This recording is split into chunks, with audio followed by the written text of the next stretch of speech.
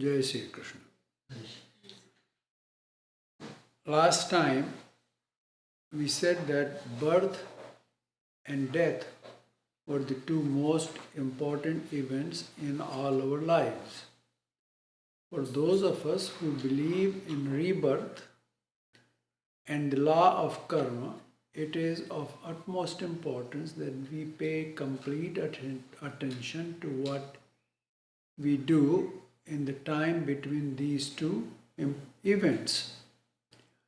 In this chapter, Bhagavan has described the two types of wealth that we can accumulate through the accumulation of divine or demonical attributes.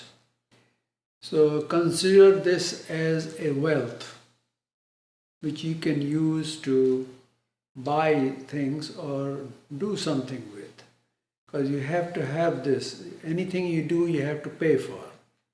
So, and what you pay with the wealth. If you are wealthy enough, you can get anything you want. So if this way, if you have divine properties, then you can get whatever there is divine available to you. And other part is a demonical property. If you have accumulated demonical properties, then you can only buy the demonical attributes in this sansar. It is this wealth which defines karma in our life. So any karma we do reflects the kind of wealth we have accumulated. The divine attribute will steer us towards the divine life, and the demonical attribute will steer us towards the demonical existence through our karma. So what is this divine life and what is the demoniac life? Simply put, the divine life is that human life with the preponderance of satogun. So there is satogun, then that is a divine life. Thus we engage in those karma which will take us closer to divine, up to Paramatma. The demoniac existence is one in which the primary gun is tamogun. So here are two opposites. One has satogun in preponderance of satogun, other one is tamogun. Here one's action lead him to lower level of existence. Having learned of the divine attributes in the last meeting, today we will go through the demonical attributes. These are described in Shlok 4. Bhagavan says, Dambho darpo bhimanascha krodhah parushyameva Ajnanam chabhijatasya partha sampadamasurim. Damba, Darp, Abhimana, Krodh, Parushyam, Evacha, Ajnanam cha abhijatasya partha sampadam asuri. So now Bhagavan tells Arjuna, we should consider it as a father telling his son what is right and what is wrong. So here Bhagavan Krishna is telling Arjuna what is right and what is wrong. So he is saying what is wrong, this is demonical attributes are not the right thing to possess. These attributes are evident by the action of those who possess these. By looking at somebody, you cannot say that this person possesses demonic properties just by the looks. Only way you can tell is by their action. If their action are satoguni, that means they have divine properties. And their actions will be divine actions, which will take them towards the divine. And on the other side, those people whose actions are tamoguni, then you can tell that they are possession of demoniac properties. Those who are born with these attributes, their action will reflect these attributes. So whatever we are born with, that is what is reflected in our lives. The demoniacal attributes are opposite to the divine attributes. These are, Bhagavan says, dambha. Dambha, it denotes the presence of hypocrisy, deceit, fraudulence. People with this attributes sing their own praises all the time. They always want to tell how great they are. Such people take ownership of the qualities which they do not have. Why would somebody sing their praises? Because they really don't have anything in them. So they have to tell everybody, I am this, I am that. They let it be known that there is nothing in this world that they cannot do. The Godfather is an example in the West, and Hiranyakashipu, as mentioned in Bhagavad Puran, he had dambha. Both of them have dambha. Hiranyakashipu, he declared to Prahlad that he is the Paramatma. You should worship me only. The next property, demonic property, Bhagavan says is darpa. There is little difference between dambha and darp. Dambhi talks about how great he is all the time, whereas one with darp says it with ego and anger, as was Hiranyakashipu. Next is abhiman. Abhiman, the word abhiman has two parts, abhi and man. Abhi denotes priority in place, where the place is within. What priority? Within himself. So to give priority within oneself, and man means to profess or to assume. So abhiman, or the self-conceit, is to give priority to something or someone within. In this context, here, abhiman denotes to give priority to one's dambha and darpa. That is what abhiman is. And where? In one's atma. So, in the presence of abhiman, one not only tells others of his importance, he believes it within himself. This follows krodh. The abhiman follows krodh. It is the rise of excitement accompanied with malice or aversion, which awakens the violence. That is how the violence awakens in somebody, within us. And where it is awakened in one's mind. Such a state of mind is called krodh. When within the mind the violence arises, that's what is called krodh. Anyone who does not listen or accept his views, he forcibly imposes them onto him. This results in the state of anger or krodh in one's mind. Once the anger takes over, one loses control of the situation. Anger has taken over now. Anger is in control. Other person is not, he has no control over it anymore. Anyone who comes in his way, he forces them out. Why he does this? Because he also possesses the next demonical property, which is parushya. It includes the lack of compassion and presence of cruelty. That's what parushya is. Using cruel words, taunting, in Hindi they call tana marna, and and is the harshness of speech. This is what is involved in this. Lack of humility or modesty, vinay, is the harshness of the body, and the presence of violent and cruel bhav or emotions is the harshness of the mind. He uses such harshness to push those who do not agree with his views out of his way. Bhagavan says, Parth Sampadam Asurim. Arjun, these asuric attributes belong to those who are in Agyan cha abhijatasya.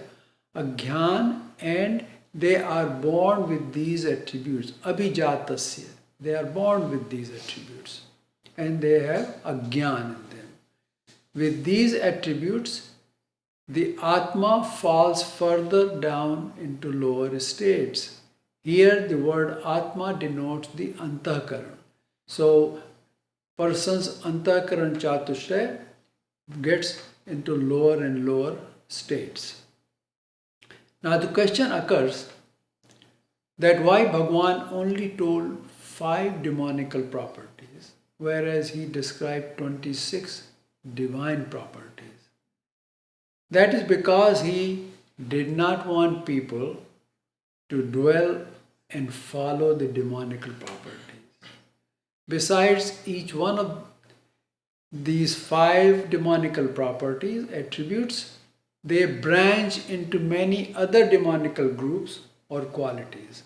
So if one has one, then it will branch into others. So this is how, that's why 5 is enough, no more than 5. 5 encompasses all the demonical properties. The next slok describes as to what one gets from these attributes. If a person has these attributes, what do they get from it? दैवी सम्पद्विमोक्षाय निबन्धायासुरीमता मा शुचः सम्पदं दैवीम् अभिजातोऽसि Pandava.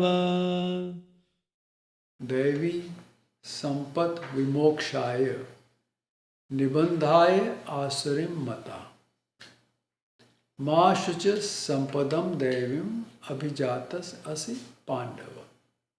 Bhagavan tells Arjuna that the divine endowment has been deemed to be for Vimokshaya, for the liberation of Jeev to the state of moksha.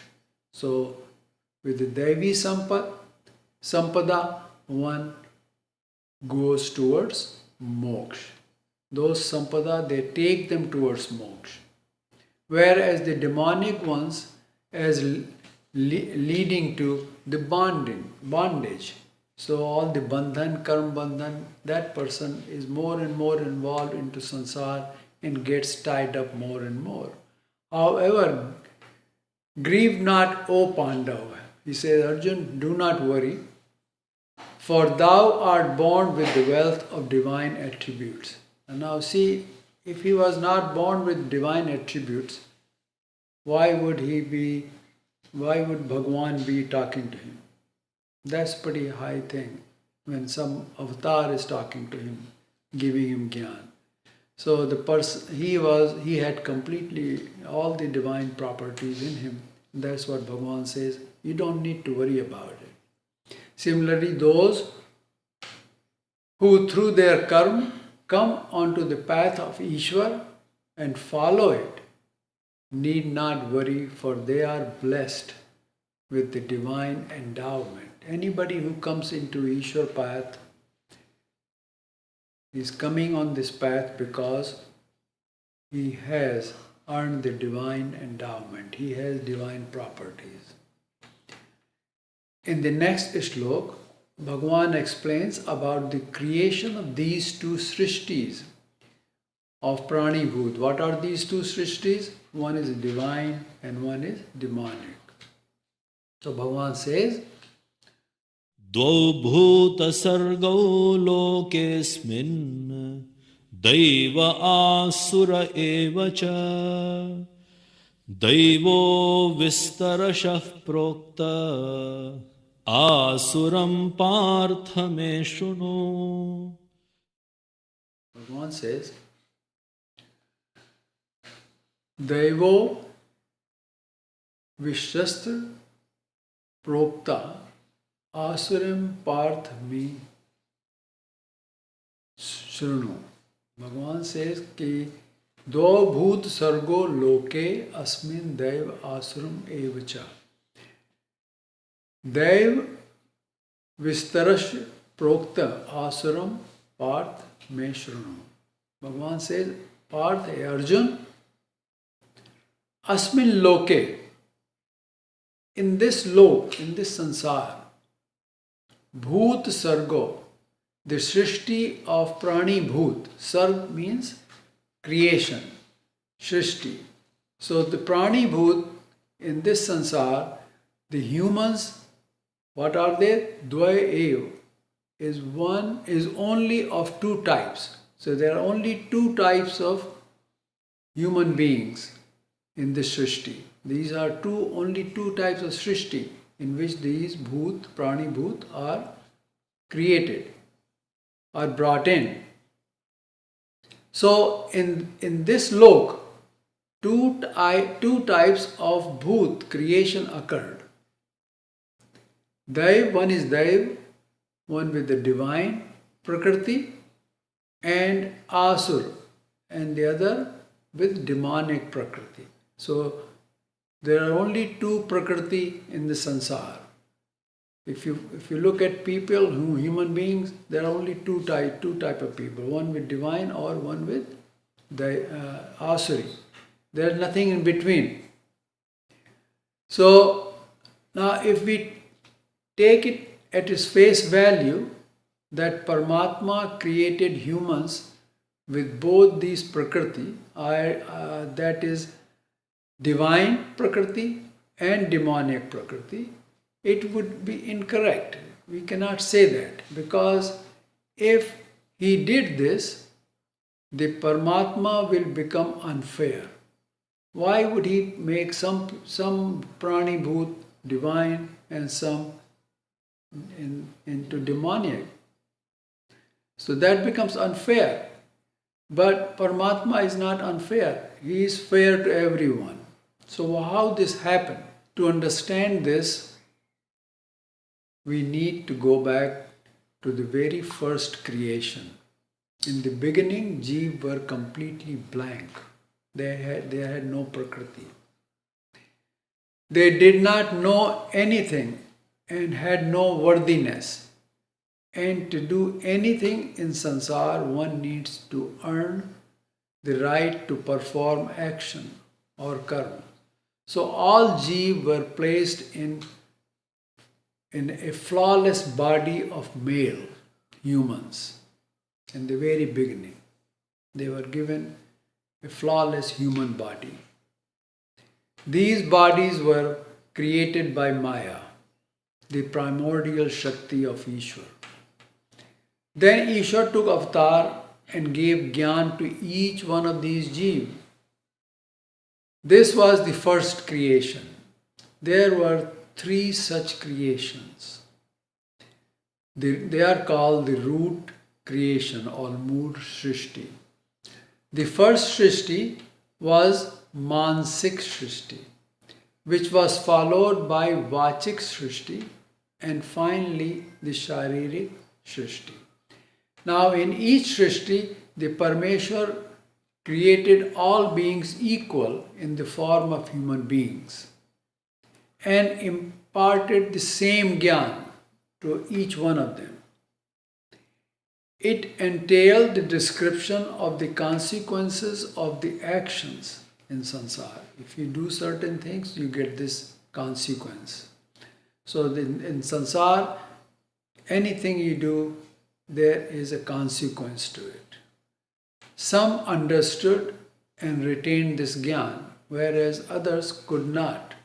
This was because all Jeev were in deep sleep, and when one is awakened from a deep sleep, he is not fully alert. So in the first Srishti, some got the Gyan, other Jeev did not get the Gyan completely. So this is also mentioned in Vedas that Jeev were in darkness in the very beginning. This was the first Srishti or the first creation. This was called the mental or Mansik Srishti. Since the Gyan awakened the thought in the mind of each Jeev. So when the Gyan was given, their mind was awakened.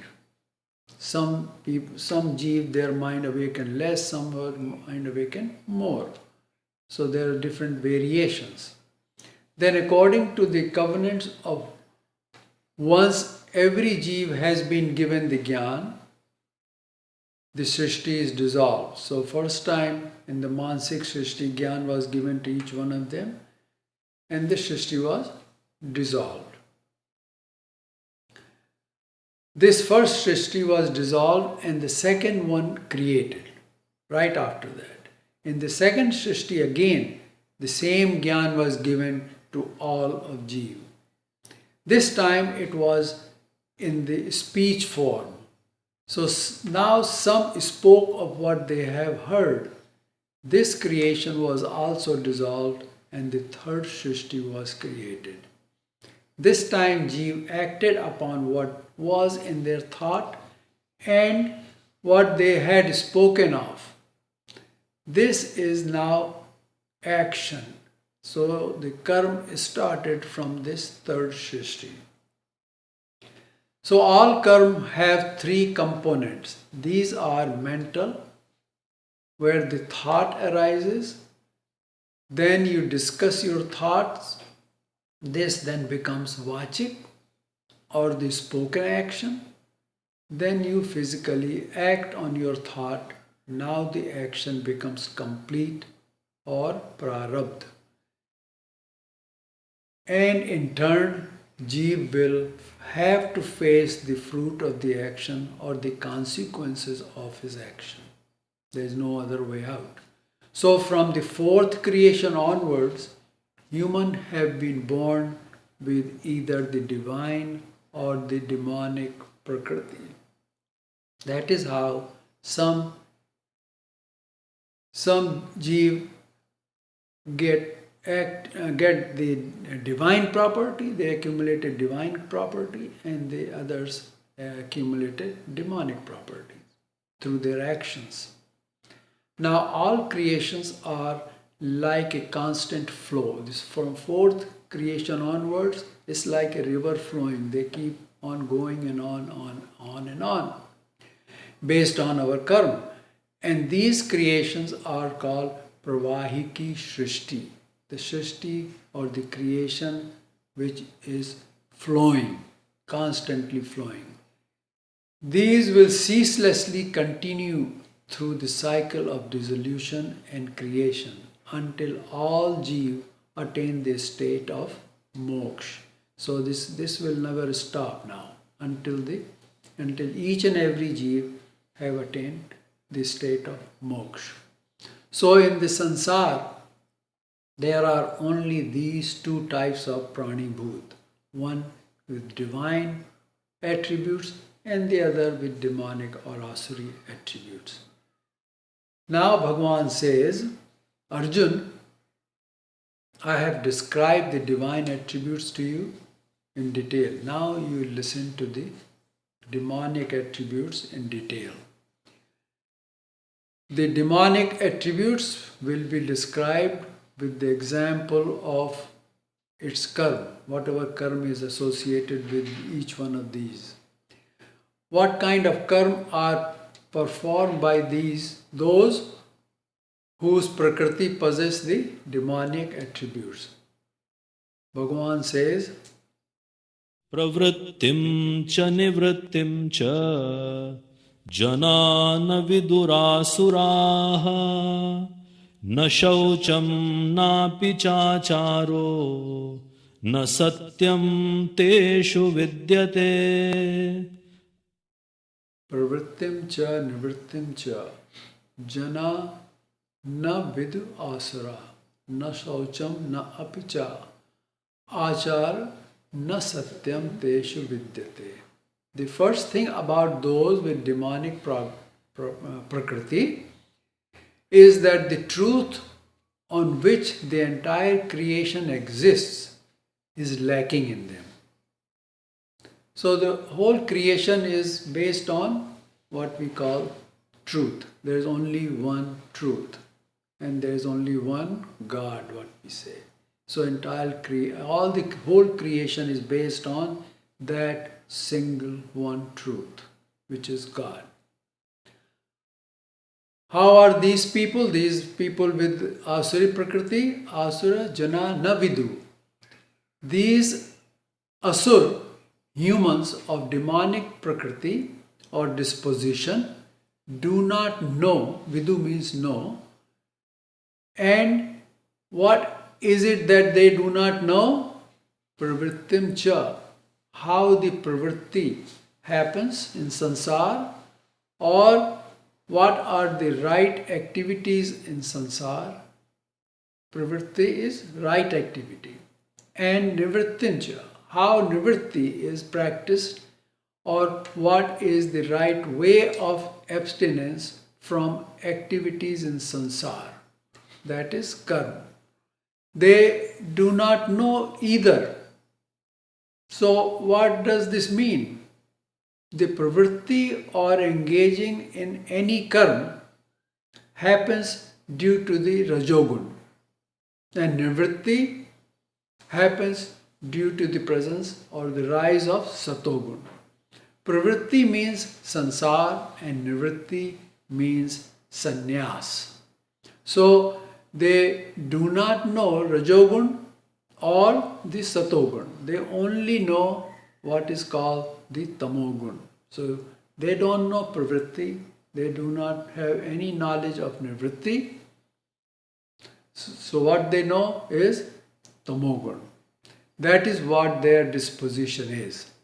They do not know when and how to start an action or activity, nor they do know when and how to bring it into end.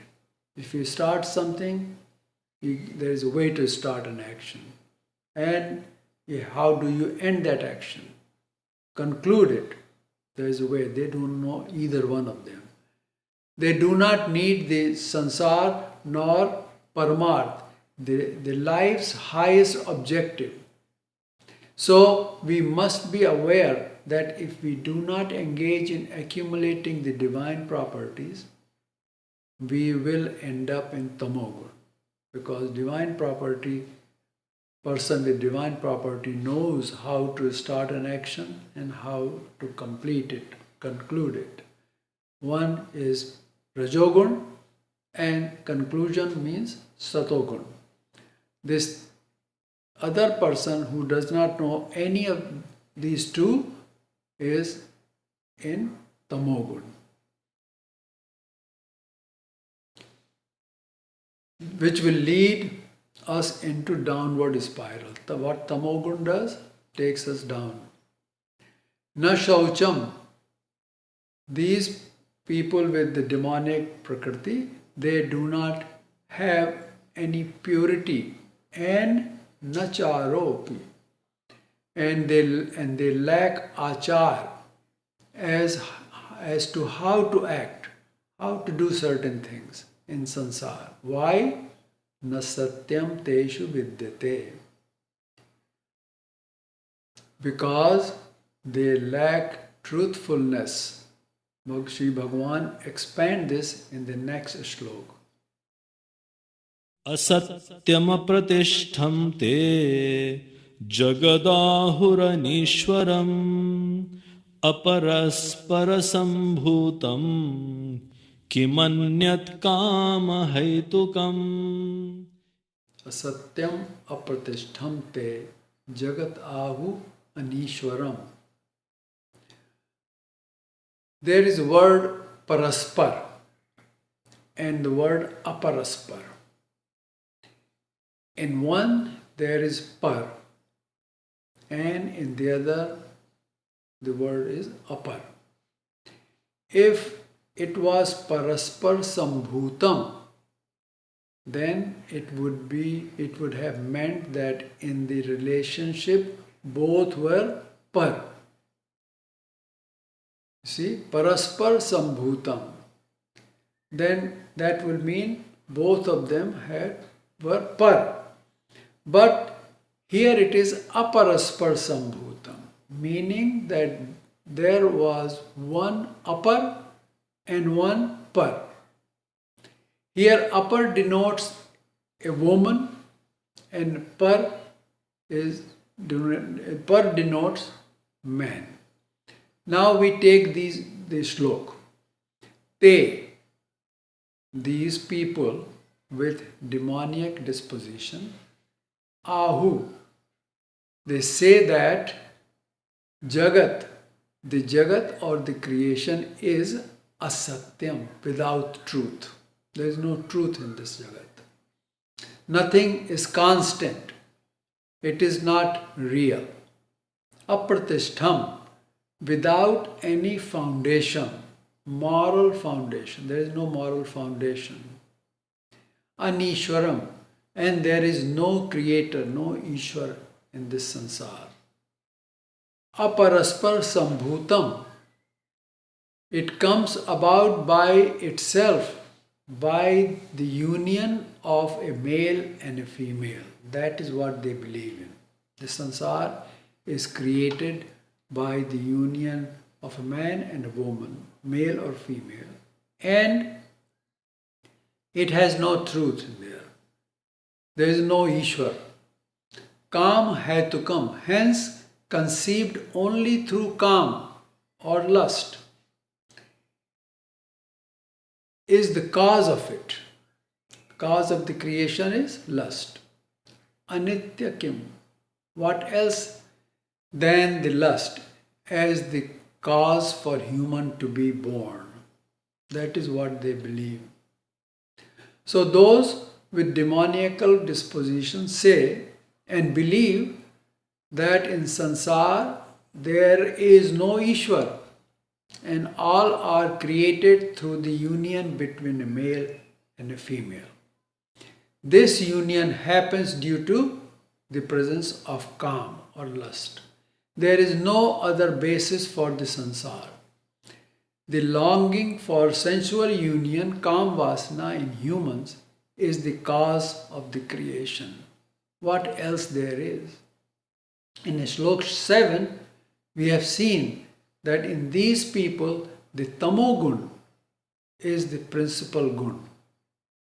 And what is the consequence of this? Bhagavan says that their vision, their drishti is altered. This tamogun, the presence of tamogun, alters their drishti, their viewpoint. So, what is their vision? Bhagavan tells in the next shlok. एतां दृष्टिमवष्टभ्य नष्टात्मानोऽल्पबुद्धयः प्रभवन्त्युग्रकर्माणः क्षयाय जगतो हिताः. एताम दृष्टिम अवष्टभ्य नष्ट आत्मन अल्पबुद्धया प्रभवन्ति उग्रकर्माण क्षयाय जगत आहित. Etam drishti. This is the viewpoint of those who possess the demonical disposition. That in sansar, the union between a man and a woman pertains only to the longing for sensual fulfillment. That is what their belief is. That's what they know. With this viewpoint, what happens then? When this viewpoint arises in somebody, what happens to them? Nashtatmana. Their atma is ruined, destroyed.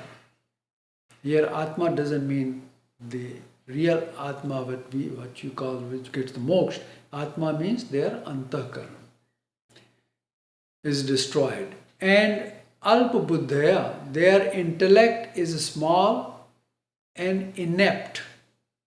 They cannot see far. They only see what they little bit they know. They cannot see far. They do not see that they will die also. They think they will never die.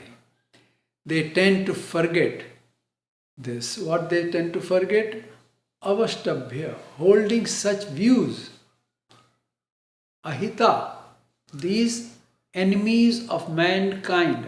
Ahita, there is a word hit, and the lack of hit is ahit. And those who possess this, they are ahitas.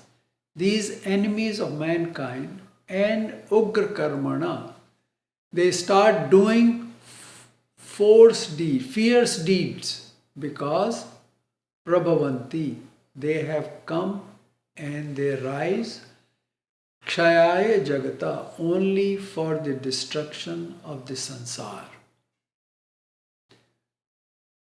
This is because the demonical prakriti came about to be due to their viewpoint that the sansar is the result of lustful union of male and female, and it is also to fulfill such lust. And thus, what is needed is to fulfill such desire is described in the slok 12. So now the next slok is Kamashrita. काममाश्रित्य दुष्पूरम् दम्भमानमदान्विताः मोहाद् गृहीत्वा सद्ग्राहान् प्रवर्तन्ते शुचिव्रताः Kamam ashritya dushpuram dambh manam adistata mohat grahitva sadgrahan pravarta ashita vrata. The resolve, vrat means resolve of such people, this kind of people is ashuchi. Ashuchi means impure. It's not pure. It's tainted. Therefore, their conduct is also impure. Their conduct in the sansar is also impure. Mohat, through delusion. Moh, what they do. Delusion is moh. So it's through moh is what they do is through moh. They embrace asad grahan. They embrace all evil or asat ideas and pravartante, and their basis on their basis they conduct themselves. So through delusion, these people with impure resolve embrace evil ideas that are contrary to Shastra. They perform karma based on these evil ideas. With what emotions their minds are filled with, based on which they perform karma, kam ashrita. They take help or ashraya of kam vasana, vishay vasana, or the longing for the sensual objects. These vishay vasana are dushpuram, insatiable. They never are satisfied. They are endued with dambh, man and mad. Their nature is hypocritical, full of pride and arrogance. They embrace kam vasana. These vasana are never satisfied. Trying to satisfy them makes them stronger. Make what stronger? These vasanas. more you fulfill them, more stronger they get. The Manu Smriti describes it as following: Na kam kamanam upbhogen shamyati. Calm does not become quiet by indulging in the fulfillment of desire. Yavisha Krishna Vartamaiva Bhuya Ev Avivartate. Like making oblation to the fire or the home, first it creates smoke and then it gets much stronger. The fire gets stronger and stronger. The calm becomes much stronger when one tries to fulfill the desire or the wants, because it never ends. Bhagavan is telling Arjun that these people with insatiable desire, due to agyan or mohat, grahitva asat grahan, embrace evil ideas. They embrace ideas which are not right, evil ideas. Pravartante ashucha vrata, move in the sansar with impure conduct. So their conduct in sansar is not pure, it's impure. What happens to such people then? Chintam aparimeyam cha pralayantam upashritaha kamopabhoga parama etavaditi nishchitaha. Chintam aparimeyam cha pralayantam upashrita kamopabhog parma etavat iti nishchita. Chintam parimeyam cha. Their worries are chinta, they are immense, they worry a lot.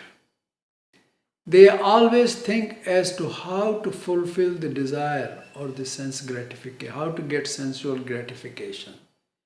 And there is no end to it. So their chinta is immense. Their worries are immense. They worry all the time.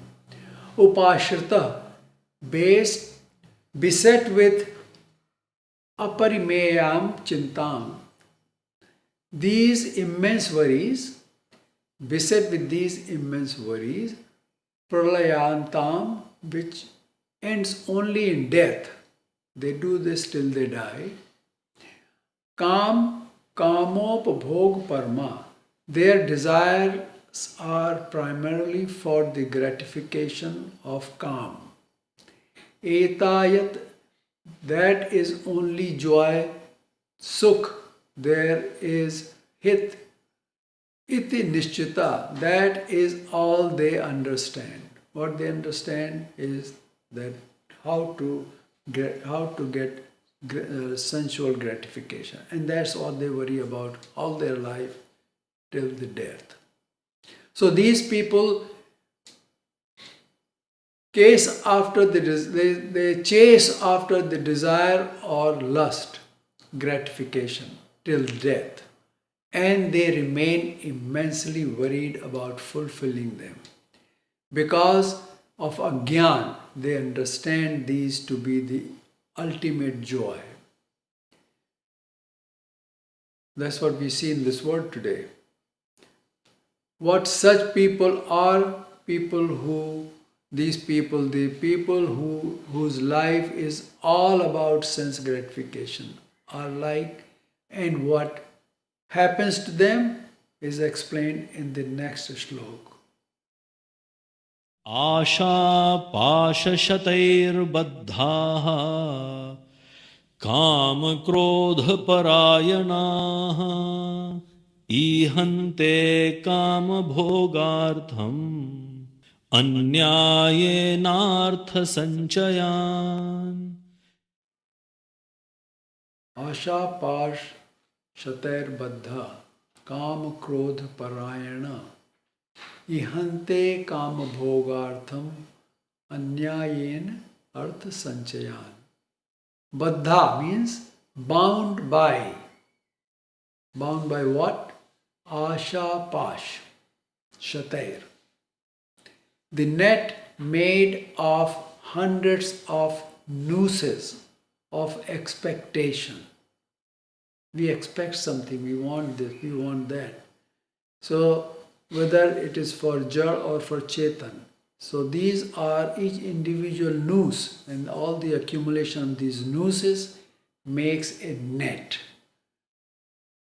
And what are the expectations? They are wholly devoted and given themselves to lust and wrath or anger.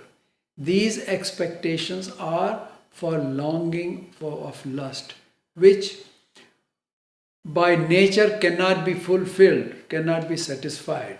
If there is any barrier in the path of their effort, they become angry. Here, their ego raises its head and says, "Get out of my way."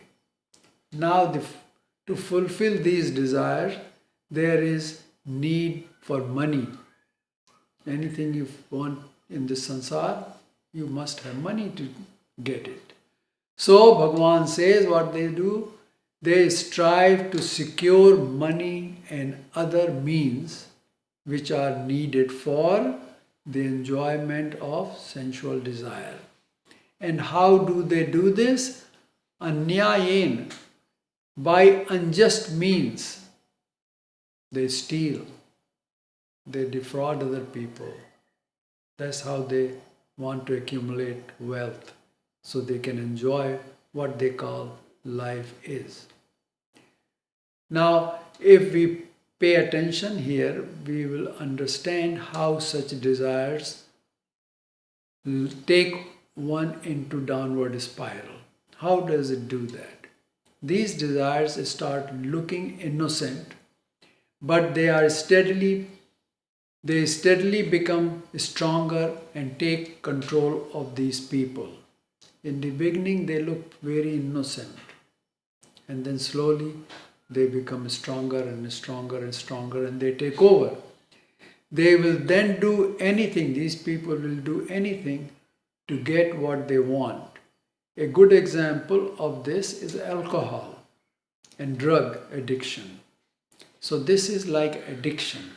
In the beginning, the person enjoys one drink or two drinks, and then slowly and slowly it keeps building up. He needs more and more and more, and then causes addiction or alcoholism, which brings a person down.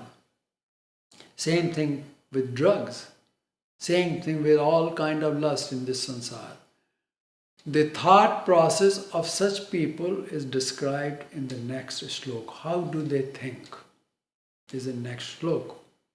Idamadya maya labdham imam prapsye manoratham idamasti idamapi me bhavishyati punardhanam. Idam adya maya labdham imam prapse manoratham idam asti idam api me bhavashyanti punah dhanam. Bhagavan says, they say to themselves, Adya idam maya labdham. Today, this much has been secured by me. Now remember, they need this money or wealth to do anything and to fulfill their desire. If a person drinks a lot of alcohol, he needs money to buy alcohol. Or a person is drug addict, he wants money for buying drugs. So they say, today this much has been secured by me. Idam manoratham prapse. And now I shall realize this ambition. I have this, so I should realize the ambition. Because they are bound by hundreds of ambitions, as said in the last slok, Asha Pash Shatair Baddha. Me idam dhanam asti. So much wealth is already with me. Puna api idam bhavishyanti. And yet again, this shall be mine. More should be mine. What else they think and tell themselves? असौ मया हतः शत्रुः हनिष्ये चापरानपि ईश्वरोऽहमहं भोगी सिद्धोऽहं बलवान् सुखी. Aso maya hatam shatrum hinasye cha aparan api. Ishwar aham aham bhogi siddha aham balwan sukhi. That enemy has been slain by me. I have slain this enemy, and I shall kill those others also who oppose me. I am the Lord, Ishwar. Remember what we saw before in another shlok where we gave the example of Hiranyakashipu. That is what Hiranyakashipu was doing. I am the Lord. I am the enjoyer of all power. I am endowed with all siddhi. I am mighty and happy in this sansar. Then what does he do? His ego gets larger. He says, you talk about dharma? I do all the dharma, karma. So,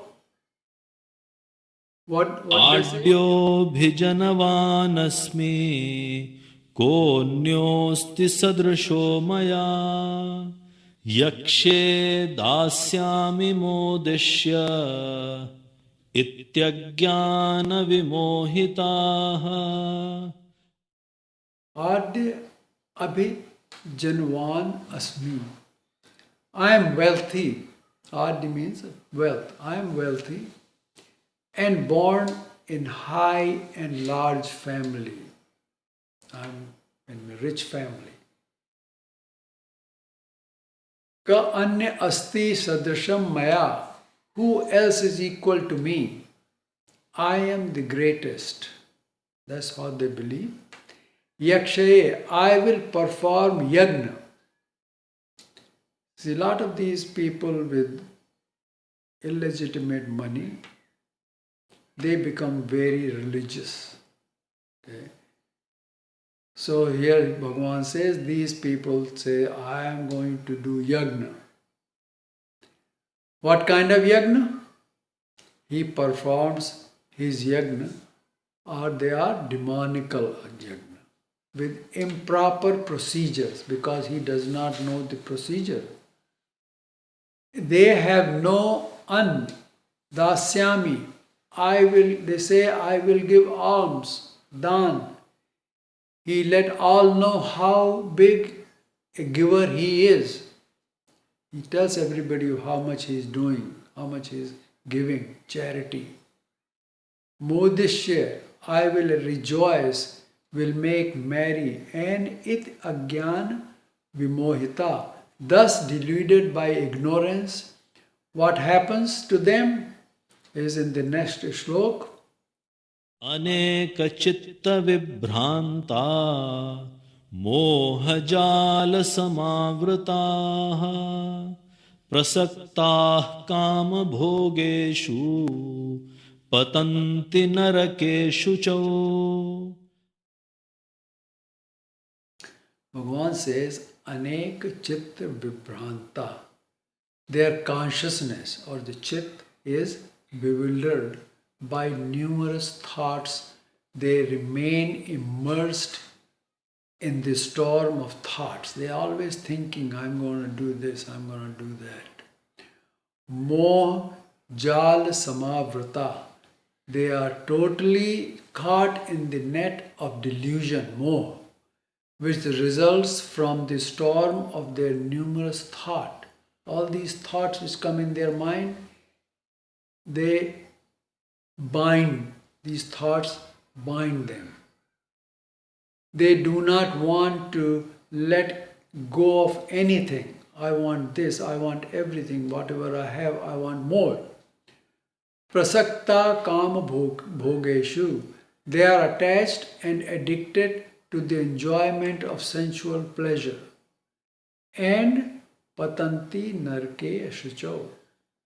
These people of devilish disposition fall into the foulest hell. Narke ashucho. What kind of narak? Ashuch narak. The foulest hell. Here Bhagavan has made it clear that the pursuit of the sensual pleasure is the gateway to the foulest hell. Therefore, it behooves us to avoid the demonic properties and accumulate the divine properties. Now Bhagavan is telling that even though people with demonic properties do yajna, why they end up in Nark? They say, and we have seen before, that they say, I'm going to do yajna. I'll do lot of dhan, lot of charity. So why do they fall into these foulest hell, Narak? The answer lies in what defines them. People can only act and perform according to what defines them. For example, an angry person will act angrily because it is their makeup. That is how they are made up within.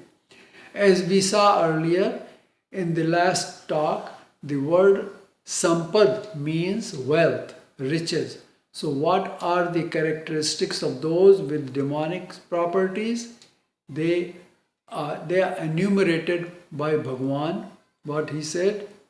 Atma. आत्मसम्भाविताः स्तब्धा धनमानमदान्विताः यजन्ते नाम यज्ञैस्ते दम्भेनाविधिपूर्वकम्. Te means they, dhan man madan vita, filled with the pride and intoxication of wealth. Atma sambhavita, stabdha, consider themselves to be the best. These self-conceited and haughty people, yajante, they do yajna, nam yajna, through namesake yajna. What kind of yajna they do? Namesake yajna. Dambhen, out of ostentation, to show people that I do yajna. Pakhand se, they do it with pakhand. Avidhipurvakam, their yajna are performed without following the sacred rituals. They dictate as to how the yajna shall be performed. So if there is a priest performing yajna for them, they say do this way, do that way. They tell the priest how to do the yajna. Because they think that only they know how it should be performed. Nobody else knows. So does he not get rewarded for his action? Does he not get rewarded for this action which is not performed properly? In fact, he does. It is described later in Shlok 20. What are other characteristics of such human is in the next Shlok. Ahankaram balam darpam kamam krodham cha samshritaah मामात्म परदेहेषु प्रद्विषन्तोऽभ्यसूयकाः. Sanshrita, possessed of, they are given over to ahankaram, egotism. They who possess these attributes, they are given over to egotism, ahankara. Balam, brute power. They will do anything with their power. We can see in big politicians also, they have power and they do not have the right right meaning in their mind, they write the right thing, they will do the wrong thing and they will use the power for doing the wrong thing. Darpam, insolation, arrogance. Kamam chakrodham, desire, lust and anger. Abhyasuyaka. These malignant people, what they do? Pradvishant mam, despise me, the one situated in their and others, Atma within. These people give pain to my Atma, Ansh. My Ansh, they sanlagna. What they do, they give pain to my Ansh. Bhagavan says, they give pain to sanlagna. What is sanlagna? Is the Ansh of Maya, which is Parmeshwar's. So Bhagavan says they give pain to my Ansh by their actions. That is within everyone. And the sanlagna, which is in everyone, every jeev, every prani bhoot has sanlagna in there. So that when they cause problem for somebody, they are giving pain to the sanlagna. And me who is in everyone, in sarvatmak bhav, so they must go to Narak. That's why they go to Narak, because they are causing pain. If they cause to pain anybody, the pain is caused to the sanlagna also, which is part of Parmeshwar. And that is why they go to Narak. What happens to them is described in the next slok.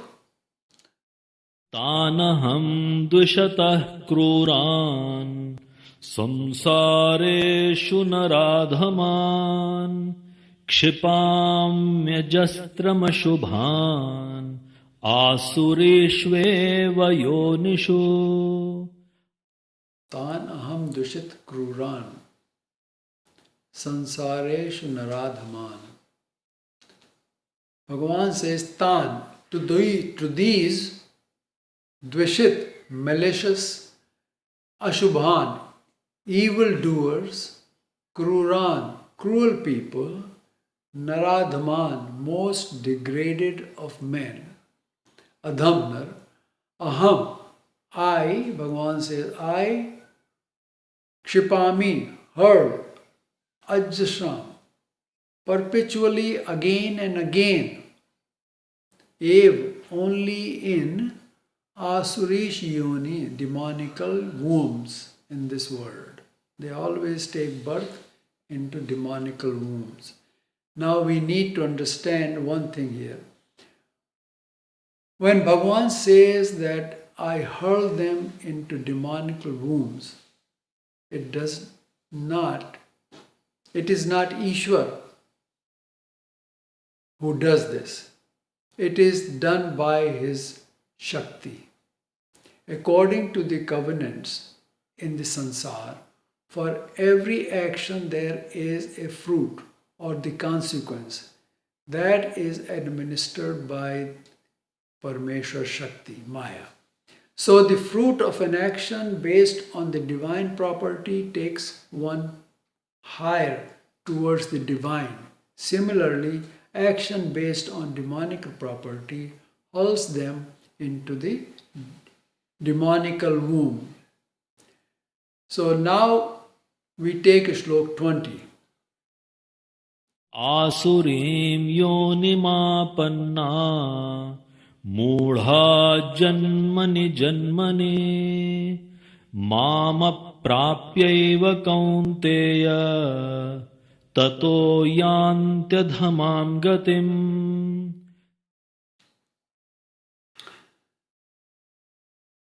So Kaunteya, Bhagavan says, O son of Kunti, Arjun, Mudha, these deluded jeev, who with the human body, they are deluded but they are in the human body, having gotten the opportunity to come to me, human body is given So Jeev can, through his action, attain Paramatma.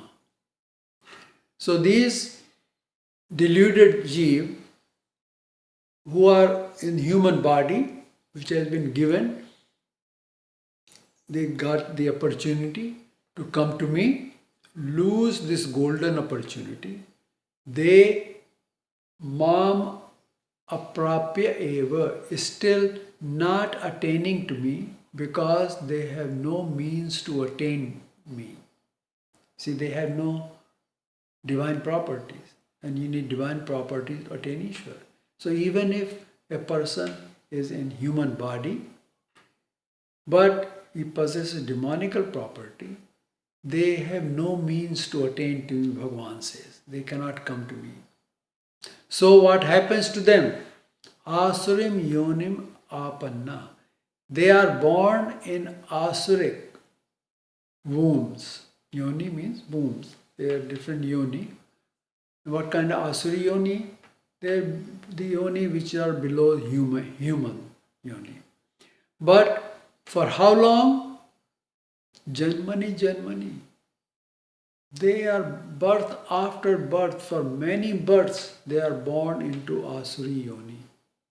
Because their action was asuri. They had asuri sampada. So their action were asuri. So based on those actions, they are born in life after life, many lives, into asuri yoni. When they arrive at this state, they have no means to come to me. They remain in this state for an exceptionally long time. And then, tat yanti adamam gatim, they keep sinking down to lower plane, into lower narak. They are unable to see any way to pull themselves out of this state. They are in such a deep hole, they cannot crawl out of it. So the question arises that such Jeev who keep going down will ultimately hit the bottom.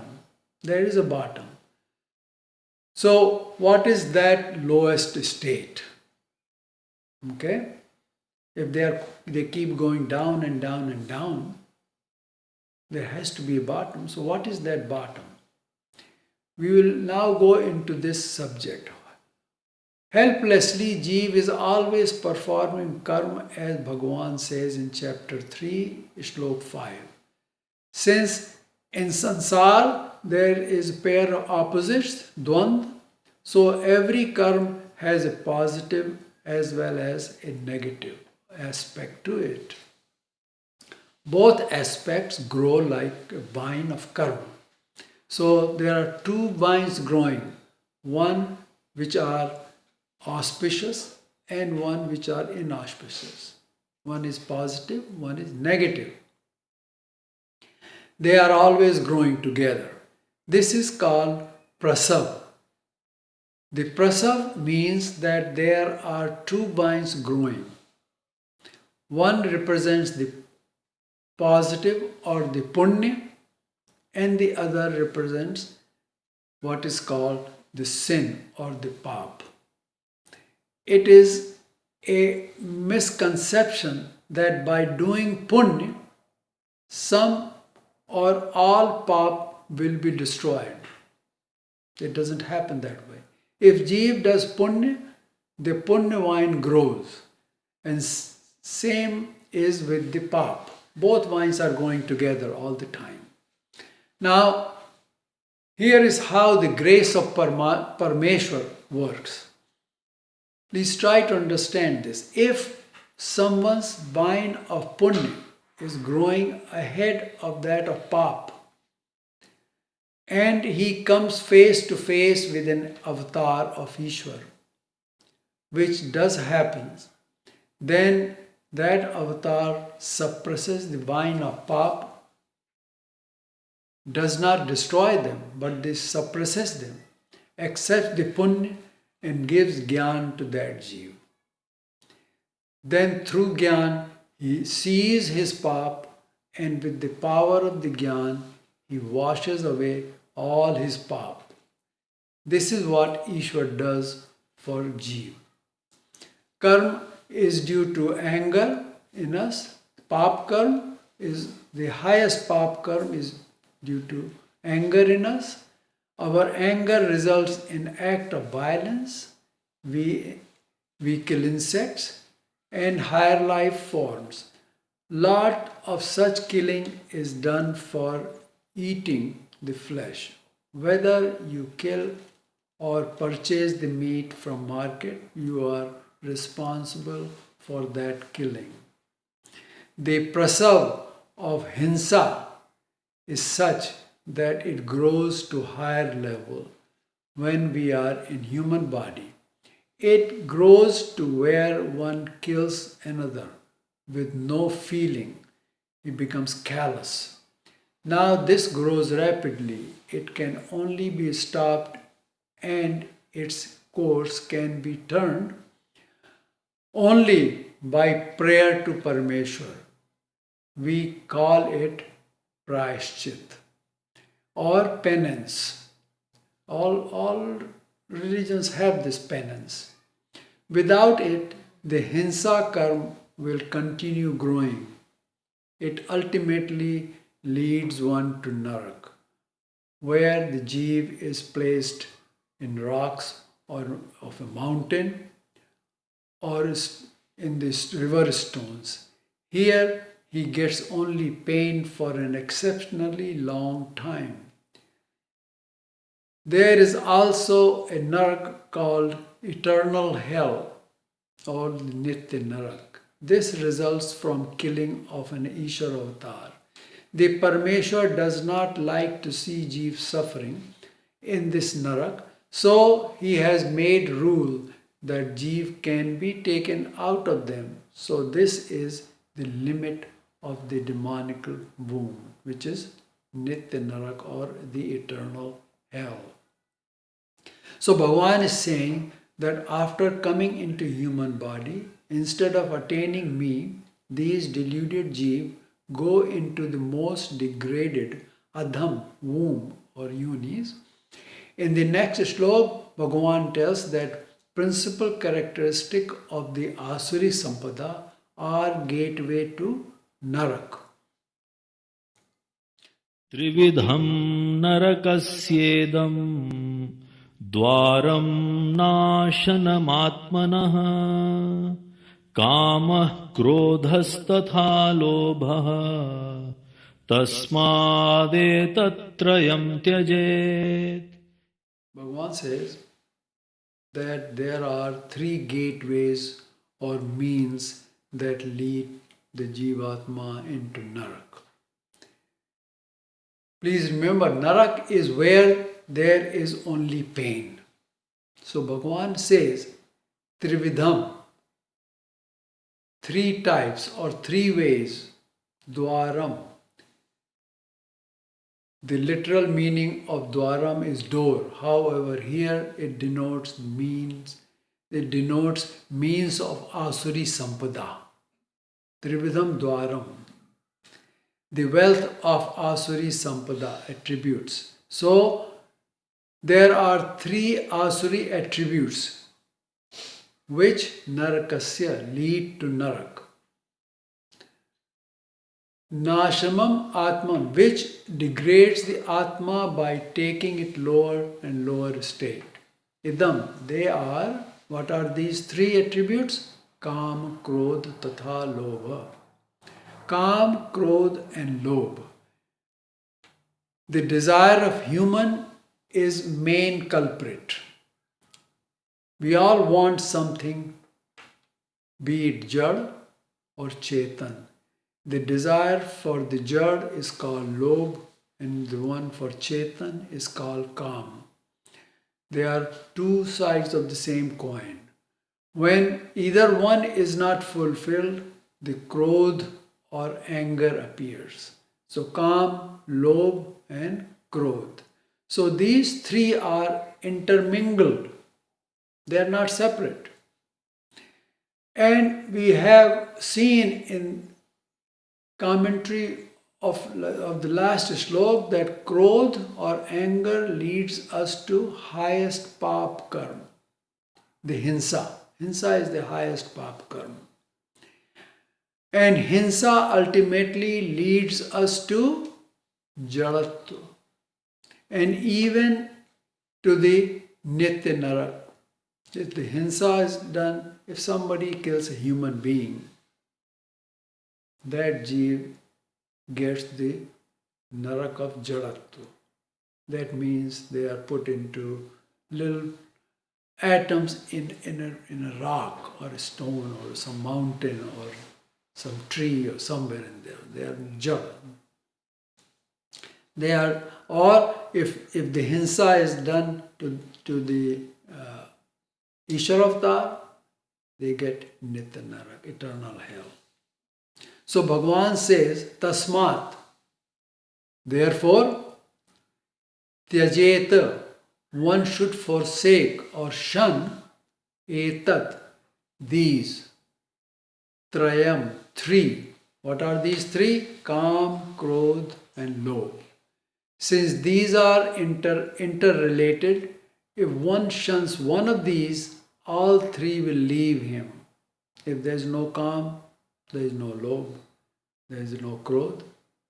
If there is no lobh, there would be no kam or no krodh. So either one of them, if we forsake one of them, then others will also leave us. However, they do not leave forever.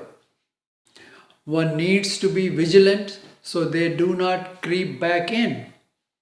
Now the next shlok, एतैर्विमुक्तः कौन्तेय तमोद्वारैस्त्रिभिर्नरः आचरत्यात्मनः श्रेयः ततो याति परां गतिम्. एते विमुक्ते कौन्तेय तमो द्वारे त्रिभि नर आचरति आत्मश्रेय ततः यान्ति पराम गतिम. Kaunteya, O son of Kunti, Arjun, ete vimukta, the one who becomes free of these. What are these? Kam, Krodh and Lobh. Tribhi tamo dware, three gate of darkness or hell.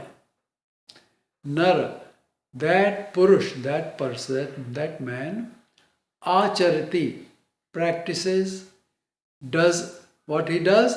Acharan, for Atman Shreya, his own Shreya, his to improve his Atma, to make his Antakaran pure and pure. Tata, by this he Yati Param Gatim, goes to or attains the supreme state. Param Gatim, supreme state. He comes to me. In chapter 2, Arjuna asks Bhagavan the path that is better for him. Yashreyam Syan Nishchita Bruyatanme. Bhagavan, he asks Bhagavan. Bhagavan tells him that by winning this war, you will rule over the three lokas. Then the Gyan which Bhagavan gave him is for Shreya, the welfare of the Atma. So in Gita, Bhagavan tells how one can work towards the welfare of Atma while staying in Sansar. See, in Arjun's case, Bhagavan says, your job is, you are being Kshatri, you have to go and fight this war. But he tells him how to do that. He tells him the art of fighting. And by doing that, after that, Bhagavan gives him Gyan. Because Arjun says, why should I fight? Fight will make me do Hinsa. So Bhagavan says, no, he gives him Gyan, how you can fight the war, fight in this war and not be affected by with Hinsa. So here Bhagavan says, while staying in Sansar, how can a person do welfare or welfare towards his Atma? This is the Gyan in Gita. This is what Gita teaches us. The next two shlokas give insight into what has been described in this chapter. Bhagavan says, यः शास्त्रविधिमुत्सृज्य वर्तते कामकारतः न स सिद्धिमवाप्नोति न सुखं न परां गतिम्. Bhagavan says,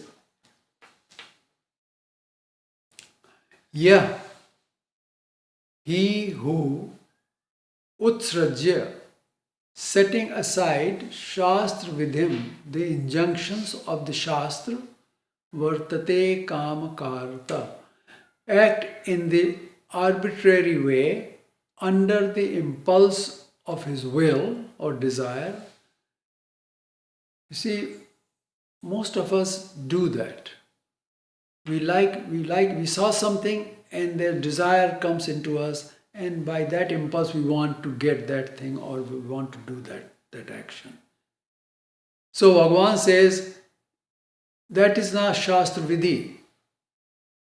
Not following the Vidhi of the Shastra, those who act in arbitrary way under the impulse of their desire, such a person, neither avapnoti siddhim, attains siddhi or perfection, nor sukham, happiness, and na param gatim, nor the supreme state. Having listened to that, Kam, Krodh and Lobh take one to Narak. A question comes to mind as to why. So here Bhagavan tells, because the person acts according to the impulse of the desire, of his desire, rather than the vidhi which is given in the Shastra, which is laid out in the Shastra. The person who studies Shastra and acts accordingly, he does not have Kam, Krodh and Lobh. That is why in the Shastra, rules have been made which are to be followed in the sansar. To live in the sansar, if one lives by the rules which have been laid out in the Shastra, he will not be affected by these three foul things, Kam, Krodh and Lobh. Those who neglect the vidhi laid out in sansar neither get happiness in this life, nor do they get supreme state, param gatim. Bhagavan concludes by saying, Tasmat shastram pramanam te karya vivasthitau gyatva shastra vidhanoktam karma kartumiharhasi. Tasma shastram pramanam te karya akarya vivasthito gyatva shastra vidhanoktam karma kartum iti aharsi. Tasma, therefore, Arjun, te, for you, iha karya akarya vivasthito, in ascertaining what ought to be and what ought not to be done, what you should do, let Shastra Pramanam, the Shastra to be authority, to be Praman for you. Gyatva Shastra Vidhanoktam, knowing what is said in the ordinance of the Shastra, Karma Kartum aharsi, thou shalt act in the sansar. Arjun's question was whether he should fight the war or not. Is his duty or not? Is this his duty or not? By now he knew that Bhagavan, Sri Krishna is Bhagavan. He had no doubt. He knew that he is Bhagavan, Ishvara Avatar. But Bhagavan told him that answer to his To this has been laid out in the Shastra. Whether you should fight the war or not is laid out in the Shastra. Rules have been defined accordingly. I am telling you that you listen to me, but look at the Shastra also. Following that only, one can accumulate the divine and let go of the demonical properties. In this chapter, Bhagavan emphasized the divine attributes and said that one can accumulate these by following the Shastra Vidhi. So whatever Shastra says in Sansar, act according to that. And then there will be no problem, and you will be happy and you will attain Param Gati. Iti tatsati Srimad Bhagavad Gita Supnishatsu Brahma Vidyayam Yoga Shastre Shri Krishna Arjun Samvade Daivasur Sampad Vibhag Yogo Nam Shodasho Adhyaya. So this completes the 16th chapter, in which Bhagavan has described Daivi and Asuri Sampada and what should we do in this sansar. To act in sansar, we should follow the Shastra. Bhagavan told Arjun that even though I am telling you these certain things, I gave you the Gyan, but you must follow the Shastra Vidhi. Do it according to the Vidhi. Sri Krishna Arjuna.